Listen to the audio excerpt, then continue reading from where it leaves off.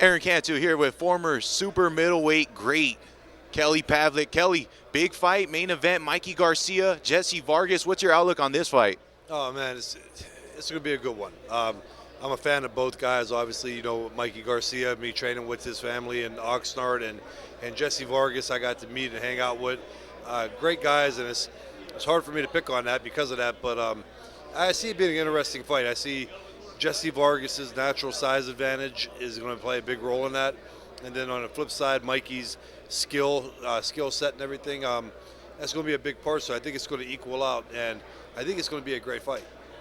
Do you expect this one to be kind of a tactical boxing contest, or can this be one of those slugfest Morales-Barrera type deals? No, Jesse Vargas is a ballsy fighter. You know what I mean? So Jesse's going to do what it takes to win a fight. Mikey's a very smart fighter, but Mikey's also showed that, you know, that when the time's right, he could turn it up. But I see it being a fight that goes to decision. It's interesting, and we'll see what happens. Now, I know both fighters have sharp jabs. Is this going to be a situation where whoever establishes the sharper jab in this fight will have the upper hand? I don't really think so. I think the battle nutrition is going to be part of this fight. Who could go the longest, and you know, with their conditioning and everything else, and who could be stronger at the end of the fight is going to be the one that pulls away with the decision. Kelly, frankly, who do you give the edge to? I have to give it to Mikey, as far as, you know, with the skill set and everything else. But again, taking nothing away from Jesse, Jesse's shown that he's a ballsy fighter that comes in and that he can win the fight. So again, with Jesse's size advantage, which is very noticeable, that makes it really hard pick. But I have to lean towards Mikey Garcia. Now, if Mikey does put on a nice performance, do you think he can be a legitimate contender at 147? I think that he could make some noise at 147. I think his greatest weight class, or where he's going to perform the best, is going to be at 140. But again, Mikey is the type of guy who's already won, 4 weight divisions.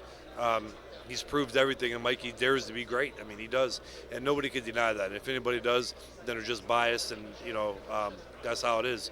But Mikey's showed his guts and balls and his heart, and he's jumped up weight classes and fought the best in that weight class and done things that other fighters haven't done. So if he wants to stay at 47, I think with his skill set and everything, yeah, he could maybe hang or maybe win another title, depending on who he fights. But I think if he goes back down to 140, Mikey could reign for a long time there.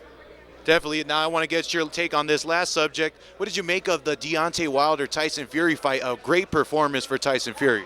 I thought it was a great performance by him. Yeah, you know, he had a strategy going in, and a lot of people didn't believe it. You know, on my podcast, we talked about it, and people were saying that he's going to go in and back up Wilder and try to knock him out. I didn't think that. You know, I heard it. I didn't think he was going to do it, but that weight that he put on, he used it to his advantage. I mean, that was a very, very smart fight. Would it work again if he did it? Probably not, but he surprised them. You know, it was a shock and awe kind of thing, and he went in there and performed. Great fight. Does that performance put Fury head and shoulders above all the other heavyweights in the division? It's hard to say that, especially in the heavyweight division. When you're that big, when you're over 200 pounds, anything can happen, one punch. But I think Fury right now definitely is one of the top heavyweights, and I personally think that he would beat Joshua, and I think it's a smart fight for him to take next instead of dancing around. And, yeah, I think he's definitely the top heavyweight. Would you advise Deontay to take the trilogy match? And what did you make of him and his excuse that his costume was a little bit too heavy for him? He had a handful of excuses, but who knows? I mean, we truly don't know. He might be right. If I was him, you know, a couple of my losses, I had, you know, legitimate reasons that happened, but I didn't say them because the only thing you're doing is setting yourself up for the media and for the fans to come down on you hard. You know, in a situation like that, I think Wilder just moved on to the next one and say that he learned from his mistakes and things that happened. So, after getting beat up like he did, last question, do you think Wilder can come back and make a shot at the heavyweight title once again? Absolutely. I mean, he was in a dogfighting, you know, and he got the bloody ear and his mouth was a little beat up, but he got dropped one time and he got back up, so it wasn't like a real bad beating. I mean, he got his ass whooped, don't get me wrong. I don't think it's enough to ruin him, you know, or any mental. I think that's a big issue in boxing. People think when a guy loses a fight and he gets beat up in it that he's done, you know, or some person took it out of him. You're not giving the fighters a lot of credit. Fighters is what we do this for young kids and what we do for a living, and that's not always the case. What did you make of Mark Breland throwing in the towel and Deontay being highly critical of him throwing in the towel? He wanted to go out on his shield. Thought it was a great call. I mean, if he stopped that fight the round before, I think that still would have been good. You know, we've seen this year in boxing how brutal it is.